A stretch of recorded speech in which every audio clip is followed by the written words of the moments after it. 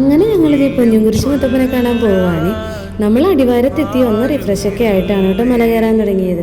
നമ്മൾ താഴത്തുനിന്ന് തിരിയൊക്കെ വാങ്ങിച്ച് താഴെ തോമസ് ലീഹാനോട് പ്രാർത്ഥിച്ചിട്ടൊക്കെയാണ് ഞാൻ മല കയറി തുടങ്ങിയത്. കഴിഞ്ഞ കൊല്ലം മലയാറ്റൂർ വന്നപ്പോൾ എൻ്റെ ലൈഫിൽ ഏറ്റവും വേസ്റ്റ് ടൈമിൽ കൂടിയാണ് കേട്ടോ ഞാൻ കടന്നു പോയിക്കൊണ്ടിരുന്നത്. അന്നത്ര ഒരുക്കത്തോടൊന്നും അല്ലേ ഞാൻ മല കയറാൻ വന്നത്. അന്ന് വന്നിട്ടാണ് ഞാൻ പുള്ളിനോട് കുറേ പരാതികൾ പറഞ്ഞിട്ടും ഉണ്ടായിരുന്നു. ഈ കൊല്ലം ഞാൻ മലയാറ്റൂർ പോയത് അന്ന് ഞാൻ പറഞ്ഞ പരാതികൾക്കൊക്കെയുള്ള പരിഹാരങ്ങളുമായിട്ടാണ് കേട്ടോ.